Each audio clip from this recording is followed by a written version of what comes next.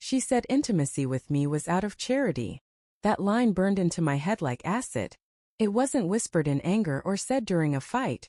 She said it calmly, almost proudly, as if she wanted me to know how little I meant to her. I'm David, 36, and I thought I had a good marriage. 8 years with my wife Nora. We met in college, and back then she was everything: confident, funny, ambitious. We built a life together from scratch, bought a small house, and I thought we were that cliché of love through hard times. But it turns out, hard times don't reveal everyone's loyalty. Sometimes they reveal how replaceable you are in someone else's heart. For the first 5 years, everything was fine. We laughed, traveled, and dreamt together. But after she got a promotion at work management level, something changed. She became cold, distant, like she was living in a different world I wasn't invited into. First, I blamed myself. I thought maybe I wasn't supportive enough, or maybe I'd let myself go. I started working out again, helping more around the house, even planning little date nights. But every time I reached out, she'd pull further away. Then one night I tried to kiss her while we were watching a movie, and she flinched like I'd done something wrong. I froze and asked quietly, "What's wrong?" She sighed and said, "David, not tonight. I'm not in the mood for this kind of thing lately." I nodded. I didn't want to push. But lately turned into weeks. Then months. The woman who used to hold my hand in public now couldn't even meet my eyes at breakfast. One night I brought it up carefully. "Is everything okay with us? You've been distant." She looked annoyed, like I'd interrupted her thoughts. "David, you always need reassurance. Not everything's about you. I'm just tired, okay?" I let it go again, because I loved her. But here's the thing. Love doesn't survive on silence. It rots. Slowly. Her phone started buzzing more often.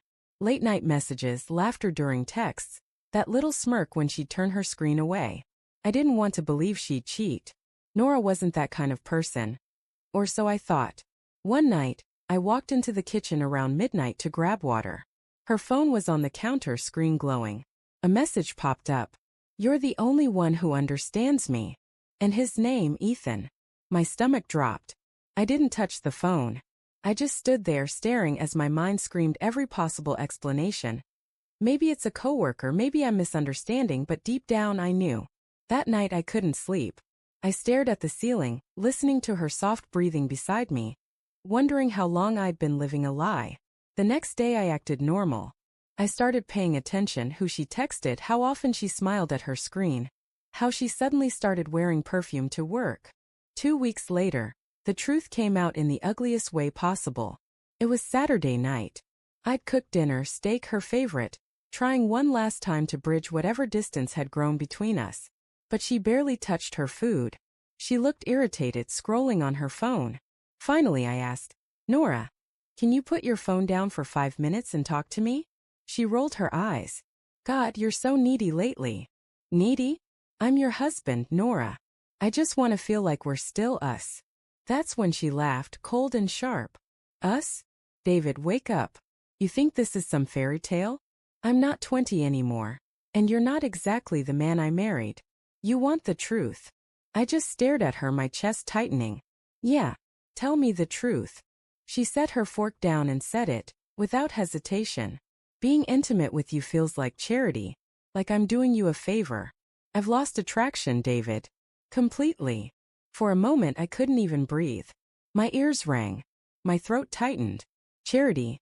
I stood up slowly, trying not to let my voice break. "Then why are you still here?" She looked at me, almost pitying. "Because it's convenient. You handle everything. Bills, repairs, groceries. I don't have to lift a finger." That was it. That was the moment something inside me snapped. Not in anger, but clarity. I didn't argue. I didn't yell. I just said, "Okay." The next morning I packed a small bag and left. But not before setting something in motion. You see, I'd already spoken to a lawyer the week before. After seeing that text from Ethan, I quietly began preparing, transferring half the joint funds into my own account, documenting her expenses, even tracking her work trips. Turns out those overnights weren't for work, they were for him. And when the divorce papers hit her inbox a week later, she lost it. She called me screaming, "You can't do this to me. I'll have nothing." I said calmly. You said intimacy with me was charity. I'm just freeing you from the obligation. There was silence on the line. Then she whispered, you knew. Yes, I said. And I wanted to see how far you'd go. Turns out, far enough to send love notes from her office email, which my lawyer used as evidence. She didn't get the settlement she expected. Not even close. A month later, Ethan dumped her. Apparently, he wasn't looking for a relationship. She tried calling me again, apologizing, crying, saying she made a mistake. But I didn't feel anger anymore. Just emptiness. When someone humiliates you like that, strips your worth down to charity, there's no love left to save. Now, months later, I'm living on my own. It's quiet, sure, but peaceful. I wake up without walking on eggshells. I cook for one, sleep through the night, and I don't have to wonder who she's texting. Sometimes I think about her words, out of charity. And I almost laugh. Because charity comes from kindness, and what she gave was pity. I don't need pity. I needed love. And now I finally have enough self-respect to never settle for less. When people ask what happened, I just say, she called it charity, so I made a donation. I gave her her freedom. And that, honestly, felt better than any revenge could.